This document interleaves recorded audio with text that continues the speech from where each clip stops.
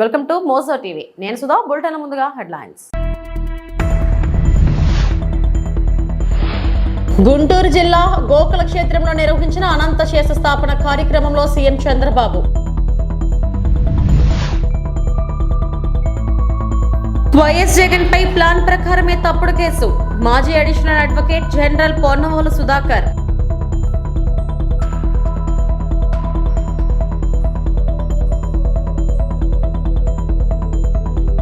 శ్వేతపత్రాల విడుదల పేరుతో పచ్చి అబద్ధాలు చెబుతున్నారు. పేర్ని నాని ధ్వజం.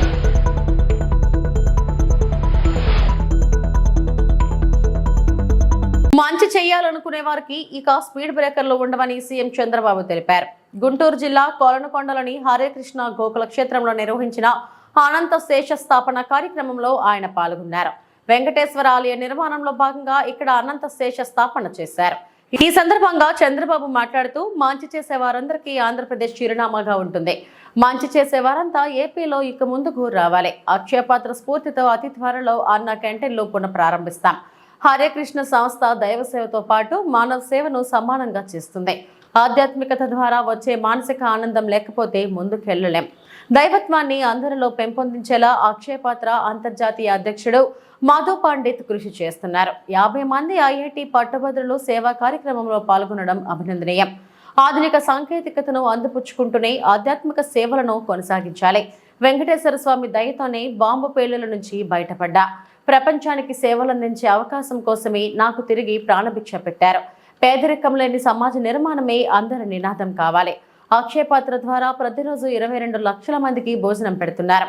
అన్నా క్యాంటీన్లను చిన్న ఫిర్యాదు లేకుండా అక్షయపాత్ర నిర్వహించింది అని చంద్రబాబు తెలిపారు. నేను ఎప్పుడు వెంకటేశ్వర స్వామి మా ఇంటి కులదైవం.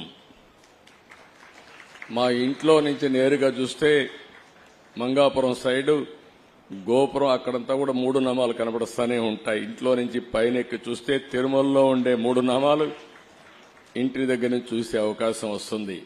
నేను నమ్మిన దేవుడు, నమ్ముతున్న దేవుడు, నేను ప్రార్థించే దేవుడు వెంకటేశ్వర స్వామి అని చెప్పి కూడా నేను మీకు తెలియజేస్తున్నా. ప్రతిరోజు ఒక 2 నిమిషాలే నేను ఒకటే కోరుకుంటాను. దండం పెట్టుకొని 1 నిమిషం ప్రార్థన చేసి,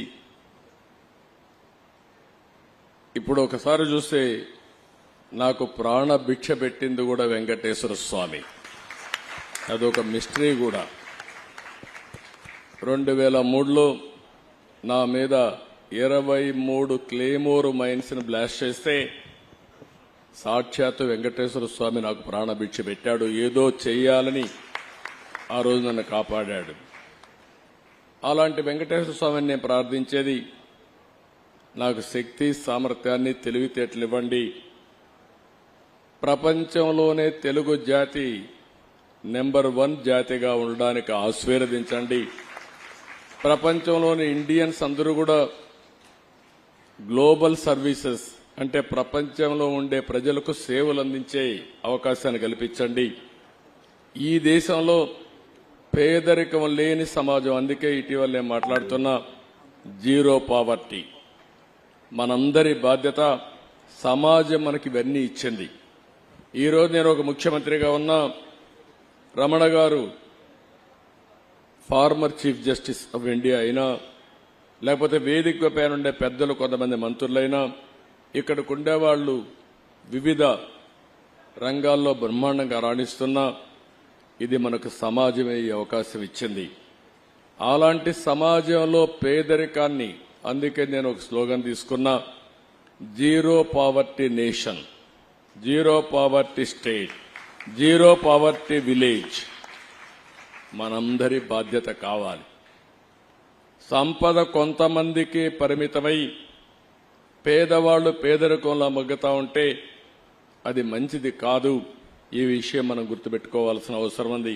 2016లో పిన్ కోడ్ కూడా లేని చోట చంద్రబాబు విజన్ తో ఏర్పాటు అయిన మెక్టెక్ జోన్ నేడు 10,000 కోట్ల టర్నోవర్ తో 145 కంపెనీలతో దేశంలోని అతిపెద్ద మెడికల్ పార్క్ అయింది. IT, infrastructure, progress, planning, strategy, a great administrator that this country has ever seen. Our dear, beloved, honorable Chief Minister, Shri Nara Chandrababu Naidu ji.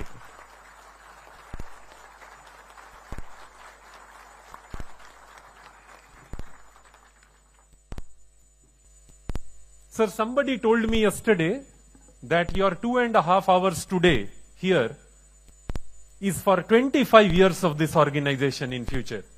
That is the value of your time that you are giving us. This 2.5 hours for us will write our destiny for 25 years. People in this gathering represent 25,000 crore of Indian medical device industry and scientists of AMTZ who have made this zone a reality. Not many of them know, sir. You appointed me on the runway inside your aircraft. Our friend and colleague Pradyumna ji was there on that day. When I mentioned to you about this project, you said it is your idea. You come from Delhi and implement it. The district administration followed your instruction and gave land. 2016, you laid the foundation. When there was no phone signal, PIN code, our letters from Government of India wouldn't come because this place didn't have a PIN code. Now we are a city in ourselves. And in this journey, from 10,000 rupees, we have become 10,000 crore. Today, this is world's largest medical technology park with 145 companies, 6,000 people, and a lifesaver in COVID for the country. Sir, I want to show you a small video of 3 minutes of your work. మాజీ CM YS Jaganmohan రెడ్డిపై ఒక plan ప్రకారమే తప్పుడు case నమోదు చేశారని, దీని వెనుక పెద్ద కుట్రే ఉందని మాజీ additional advocate general Ponnavolu Sudhakar మండిపడ్డారు.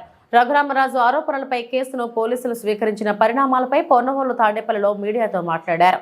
మాజీ సీఎం వైఎస్ జగన్ తో పాటు మరికొందరు అధికారులపై టీడీపీ ప్రభుత్వం తప్పుడు కేసులు పెట్టింది.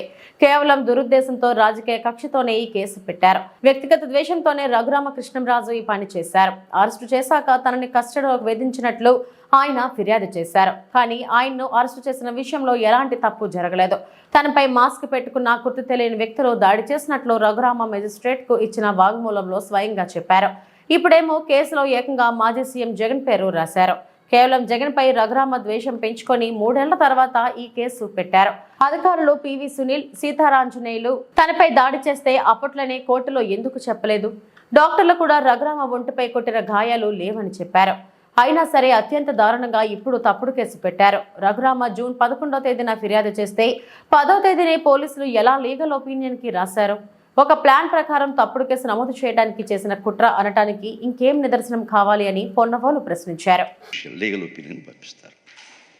వారు 11 లీగల్ ఒపీనియన్ తిరిగి పంపించేస్తారు. వారే సెక్షన్లు వేసి ఈ సెక్షన్ కింద రిజిస్టర్ చేసి జగన్మోహన్ రెడ్డి మీద రిజిస్టర్ చేసి అందరు ముద్దాయిల మీద చేసేయండి, 307 పెట్టండి, చాలా అఫెన్సెస్ పెడతాడు.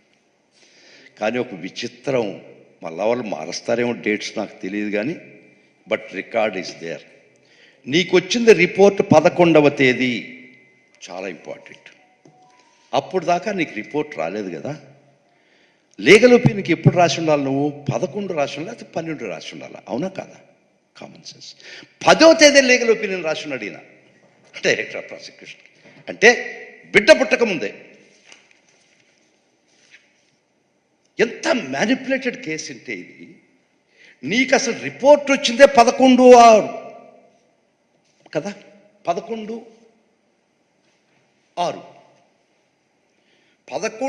నీకు రిపోర్ట్ ఇస్తే కలగన్నావా, సోదికి పోయినావా, లేకపోతే అంజనేసావా ఎక్కడైనా? 10వ తేదీ నువ్వు లీగల్ ఒపీనియన్ రాస్తావా? నీకు రిపోర్ట్ రాకముందే నువ్వు లీగల్ ఒపీనియన్ రాసి ఉంటావా? ఇంతకన్నా మ్యానిపులేటెడ్ కేసుకి ఏం బయట పెడతావు ఈ స్టేజ్లో? నువ్వు ఎప్పుడు రాసి ఉండాలి లీగల్ ఒపీనియన్కి? అది నిజం అయితే, అదే కరెక్ట్ అయితే, అదే సత్యం అయితే 11 రాసి ఉండాలి. అంటే నీకు రిపోర్ట్ వచ్చిన తర్వాత దాని మీద లీగల్ ఒపీనియన్ రాయాలా? నీకు వచ్చిందే రిపోర్ట్ 11 అయితే నువ్వు 10వ తేదీ ఒక లెటర్ రాస్తావా లీగల్ ఒపీనియన్ ఈ రిపోర్ట్ వచ్చిందని to the deputy director of ప్రాసిక్యూషన్కి? సో ఈ ఒక్క విషయం చాలదా? అనకాపల్లి జిల్లా నర్సీపట్నం మాకవరపాలెం మండలం రాచపల్లి శివారు ఎర్రకన్నపాలెంలో వేటగాళ్లు కడుజును వధించారు.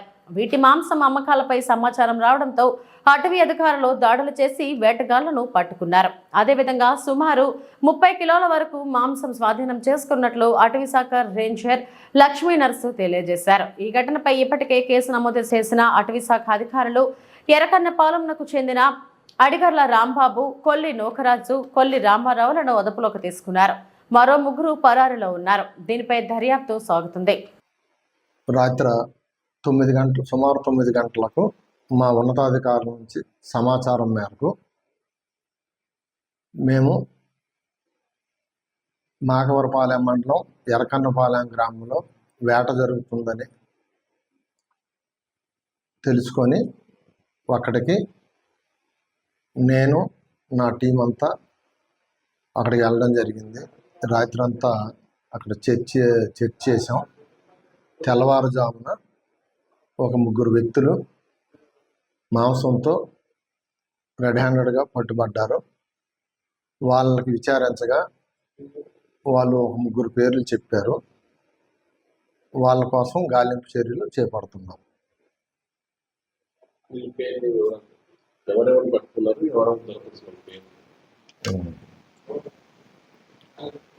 మేము అడిగర్ల రాంబాబు, తర్వాత కొల్లి నాగరాజు, కొల్లి రామారావు ముగ్గురిని పట్టుకున్నామండి.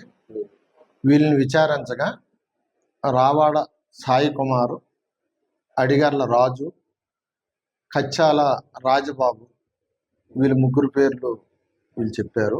ఇప్పుడు వాళ్ళ ముగ్గురు గురించి గాలింపు చర్యలు చేపడుతున్నాం.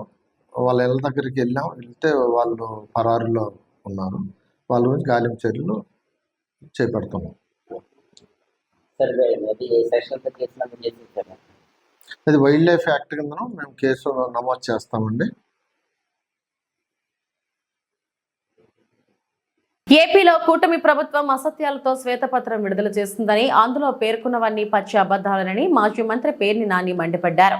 ప్రతిరోజు ఏదో ఒకదానిపై శ్వేతపత్రం విడుదల చేస్తున్నారు. అసత్యాలు, తప్పుడు అంకెలతో తప్పుడు ప్రచారం చేస్తున్నారని ఆగ్రహం వ్యక్తం చేశారు. పేర్ని నాని మీడియాతో మాట్లాడారు. ఈ ముగ్గురు కలిసి ఎన్నికల ముందు ఏం చెప్పారు ఈ రాష్ట్ర ప్రజలందరికీ? ఎన్నికలైన తర్వాత అసలు వీళ్ళు ఏం చేస్తున్నారు అనేది ఒకసారి మనం చూసుకుంటే,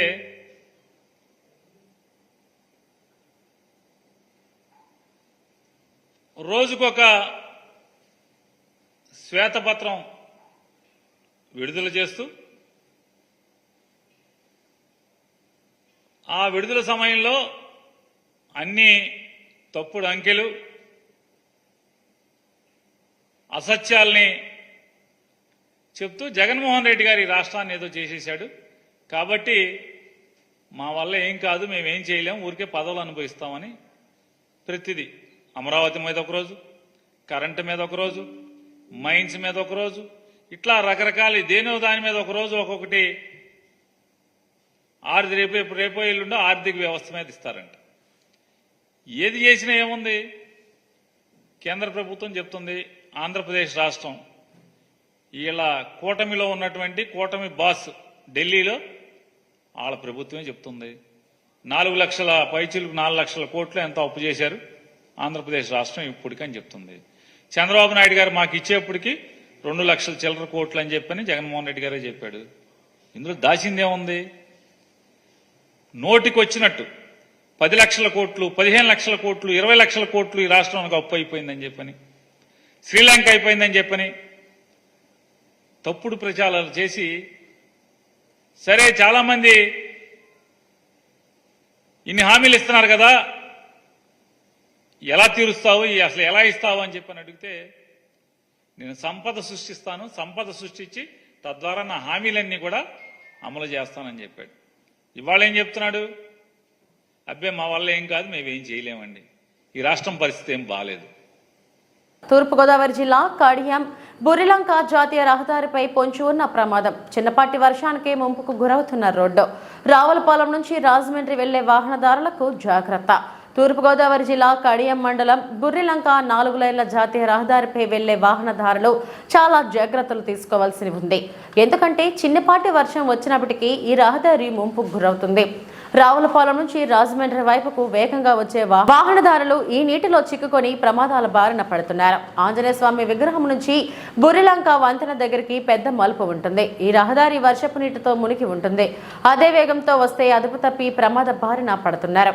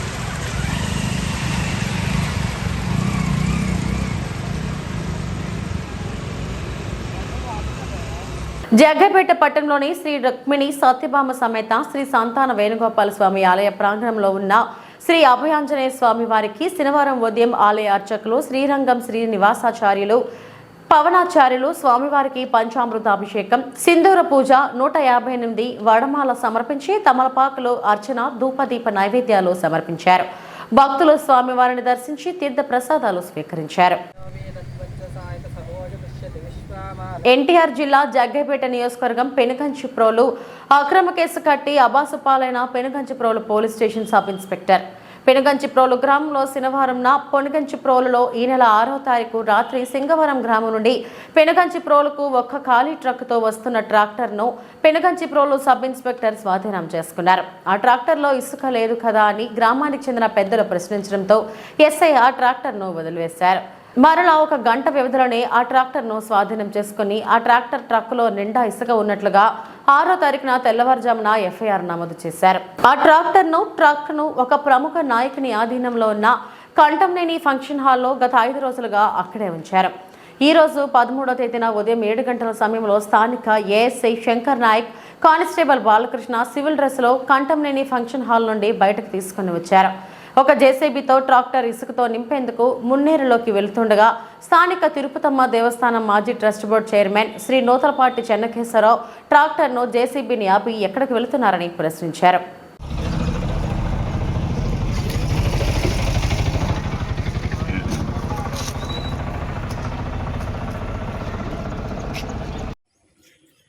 నేను ట్రాక్టర్ డ్రైవర్ని. ఆ ట్రాక్టర్కి కేసు కట్టిన విషయం నాకు తెలియదు. నన్ను ఫోన్ చేసి రమ్మంటే వచ్చా, ఇసుక పోసుకొని రావడానికి. నేను ఇప్పుడే వచ్చా. కేసు ఎప్పుడు కట్టారు నాకు తెలియదు. పెంగన్స్టోల్ గ్రామవాసిని. గత 6వ తారీఖు రాత్రి ట్రాక్టర్ ఆఫ్ చేసినప్పుడు ఎంటీ ట్రాక్టర్ కదా వదిలిపెట్టమంటే వదిలేస్తాను అన్నారు. నేను ఒక రైతు పక్షంగా రైతు మనిషిగా నేను అడిగాను. తర్వాత 6వ తారీఖు తెల్లవారుజామున 5 గంటలకి ఎంటీ బండిని లోడు బండిగా కేసు నమోదు చేయడం జరిగింది. నిన్న ఆ రైతులు నా దగ్గరకు వచ్చి చెన్నకేశ్వర గారు మీరు పెద్ద మనిషి అని నమ్మి నీ దగ్గరకు వస్తే మాకు ఈ విధంగా అన్యాయం జరిగిందని అన్నారు.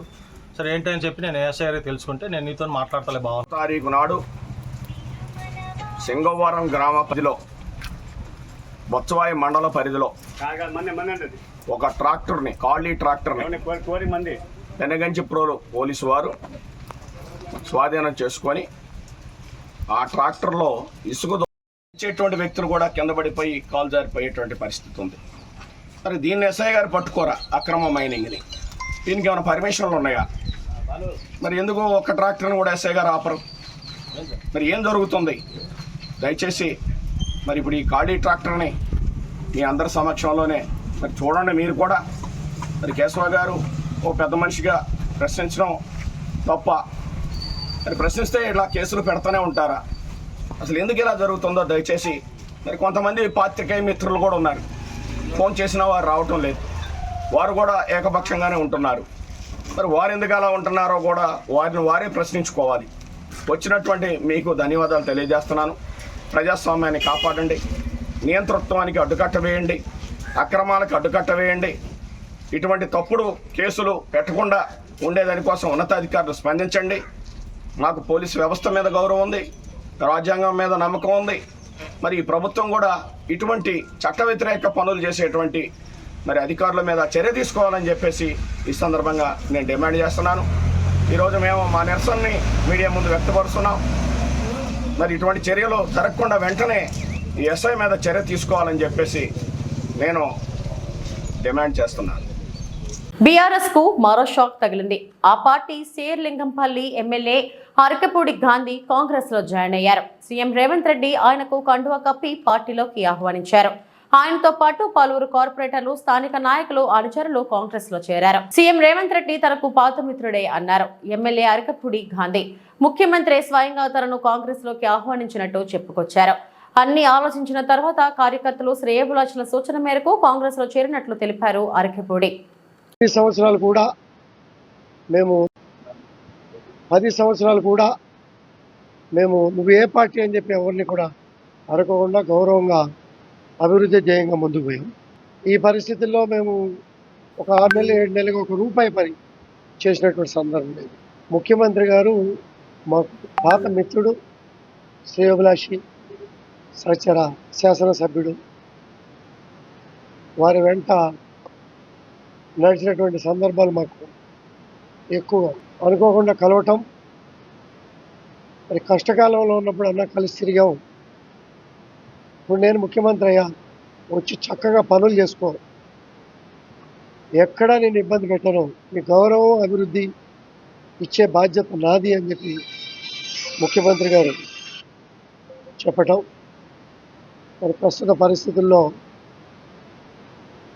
అప్పుడు కూడా నేను కమిట్మెంట్ ఇవ్వకుండా నిన్నటి వరకు కూడా నన్ను నమ్ముకున్నటువంటి సహచర నాయకులు, మిత్రులు, శ్రేయోభిలాషులు అందరి అభిప్రాయాలు తీసుకొని నిన్న మధ్యాహ్నమే నేను వస్తున్నానని చెప్పి చెప్పడం జరిగింది.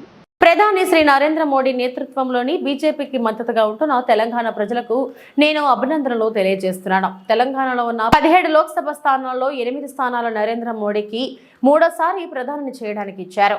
తెలంగాణ, ఆంధ్రప్రదేశ్, ఒడిశా ప్రజలు నరేంద్ర మోడీకి అండగా నిలిచారు. ఇందుకు నిరంతరం కృషి చేసిన బీజేపీ కార్యకర్తలకు, మద్దతుగా నిలిచిన ప్రజలకు ధన్యవాదాలు. నేను చెప్పిన మాటలను గుర్తుంచుకోండి. తెలంగాణలో రాబోయే 2028 అసెంబ్లీ ఎన్నికల్లో భారతీయ జనతా పార్టీ అధికారంలోకి వస్తే వేదికపై కూర్చున్న వారిలో ఎవరైనా లేదా పోస్టర్లు అంటించే కార్యకర్త కూడా నూతన ముఖ్యమంత్రి అవ్వచ్చు అని శ్రీ ధర్మేంద్ర ప్రధాన్ తెలియజేశారు. I must congratulate all the voters of Telangana due to continuous support to Bharatiya Janata Party government led by Honorable Prime Minister Narendra Modi. आज अगर तेलंगाना 17 में से 17 में से 8 सीट, मित्रों लोकसभा में 8 सीट लेके लोग प्रधानमंत्री बनने का सपना देखते हैं, और इस तेलंगाना में आप लोगों की मेहनत से आज 8 लोकसभा सीट नरेंद्र मोदी जी को तीसरी बार प्रधानमंत्री बनाने के लिए आपने दिया. और ये जर्नी कैसे हुई है? मैं उड़ीसा से आता हूँ और आप और हमारी तो संबंध बहुत पुरानी है. इस बार मोदी जी की सरकार को और थोड़ा गहराई से कहें, उड़िया और तेलुगु लोगों ने ही बनाई है. अगर आंध्र, तेलंगाना और उड़ीसा की नंबर गिनाए तो मोदी जी को सबसे योगदान कोई दिया तो ये नया इलाका दिया. तेलंगाना दिया, आंध्र दिया और उड़ीसा दिया. मैं भारतीय जनता पार्टी की ओर से सभी इलाका की वोटर्स को, नागरिकों को, सभी कार्यकर्ताओं को धन्यवाद देता हूं. 2019 में 19% वोट पाए थे. 2018 की विधानसभा में हम सिर्फ 7% वोट पाए थे. जब 2023 में विधानसभा चुनाव हुआ तब हमारी वोट यहाँ बढ़ के 14% हुआ. किसी को तब कल्पना नहीं थी जब लोकसभा चुनाव आएगी, राजनीति की घड़ी इतने तेजी से आगे जाएगा. आज हमारे पास आपकी मेहनत से 35% वोट है और हम 46 विधानसभा में 46 असेंबली सेगमेंट में भारतीय जनता पार्टी जीता है. कांग्रेस पार्टी 2023 में जितना विधानसभा में लीड किया था, अभी भी उतना विधानसभा में लीड किया है. आने वाले 2028 की विधानसभा में मेरे बात को आप याद करके रखिए. ये मंच पे बैठे हुए लोगों में से या भारतीय जनता पार्टी की गुण है, कोई पोस्टर लगाने वाला कार्यकर्ता भी अगले बार తెలంగాణ. నరేంద్ర మోడీని మరోసారి ప్రధాని చేయాలని, రాష్ట్రంలో అత్యధిక స్థానాల్లో బీజేపీ గెలిపించి రాష్ట్రాన్ని అభివృద్ధి చేసుకోవాలనే లక్ష్యంతో తెలంగాణ ప్రజలు 8 స్థానాలలో మంచి మెజారిటీతో బీజేపీ అభ్యర్థులను గెలిపించారు. దీనిని అడ్డుకోవాలని కాంగ్రెస్ పార్టీ చేసిన కుట్రలను ప్రజలు తిప్పికొట్టారు.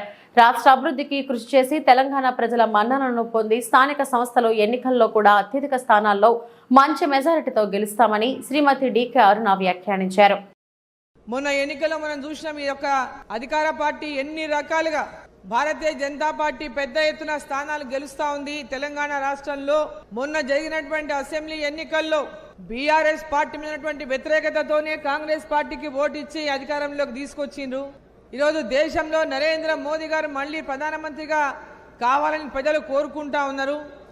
తెలంగాణ వ్యాప్తంగా కూడా నరేంద్ర మోదీ గారి నాయకత్వంలో భారతీయ జనతా పార్టీని అత్యధిక స్థానాల్లో గెలిపించడానికి ప్రజలు సిద్ధంగా ఉన్నారని అనేక సర్వేలు తెలిపినటువంటి నేపథ్యంలో కాంగ్రెస్ పార్టీ చివరికి ఓటమి భయంతో ఆ 8 స్థానాలు కూడా రావనేటటువంటి నమ్మకం, 3-4 స్థానాల కంటే ఎక్కువ గెలవదు అని అన్ని సర్వేలు చెప్పినటువంటి నేపథ్యంలో ఏ విధంగానైనా ఈ యొక్క గెలుపును అడ్డుకోవాలని అనేక రకమైనటువంటి కుట్రలు పనింది కాంగ్రెస్ పార్టీ. 400 స్థానాలు గెలిస్తే బీజేపీ రిజర్వేషన్ అని ఎత్తేస్తున్నటువంటి దుష్ప్రచారం చేసిండు. మహబూబ్ నగర్ లో దాదాపు 10 నుంచి 11 సార్లు పర్యటించండి ప్రతి నియోజకవర్గంలో కూడా. ఓడిపోతే నాకు ముఖ్యమంత్రిగా అవమానమైనటువంటి ప్రచారం కూడా చేసుకున్నారు. అనేక రకాలుగా ఒక పార్లమెంటు స్థానంలో ప్రచారానికి వెళ్ళినప్పుడు అక్కడ ఉన్నటువంటి దేవుళ్ళ మీద కూడా అబద్ధ ప్రమాణాలు చేసిండు.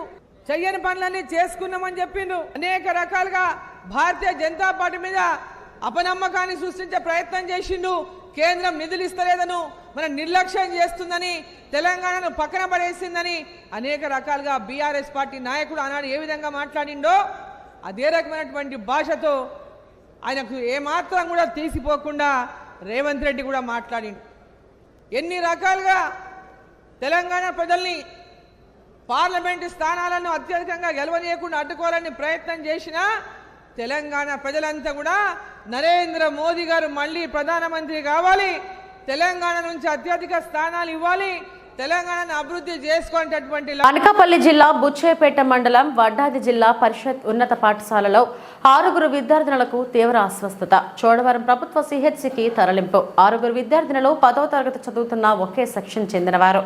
సైన్స్ క్లాస్ జరుగుతుండగా క్లాసులో ఒక అమ్మాయి సడన్ గా పడిపోవడంతో తోటి విద్యార్థులు కూడా ఒకరిని చూసి ఒకరు పడిపోయారు.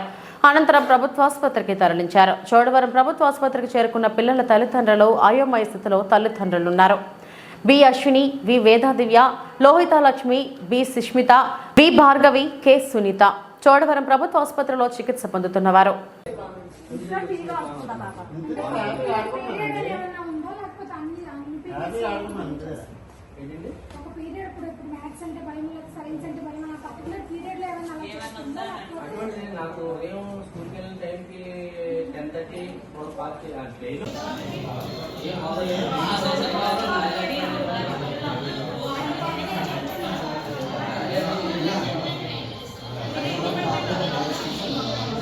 లేకపోతే 108 ఫోన్ చేయాలా? వాళ్ళు భయపడతారు పిల్లలు.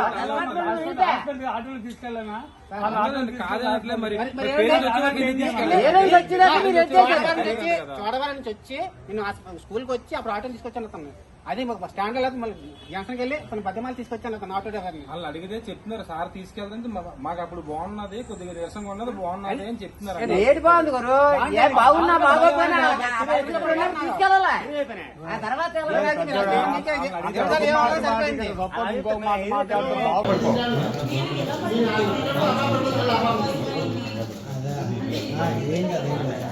భయపడతారా?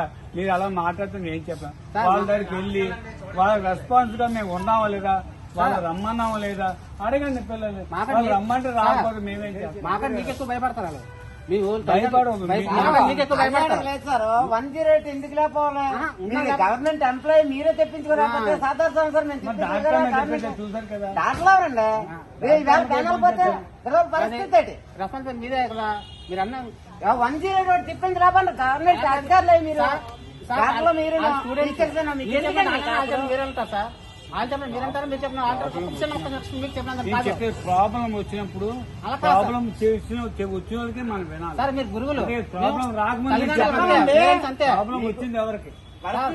నేను తల్లిదండ్రులు పేరెంట్స్ అంతే, కానీ మాకంటే ఎక్కువ గౌరవం మీకే భయపడతారు. చోడవరం నుంచి వచ్చి నేను స్కూల్కి వచ్చి అప్పుడు ఆటో తీసుకొచ్చాను అతను. అది స్టాండ్ లేదు, మళ్ళీ జంక్షన్కి వెళ్ళి కొన్ని పద్దెమాలు తీసుకొచ్చాను అతను ఆటో. ఈ వార్తలు ఇంతటితో సమాప్తం. నమస్తే.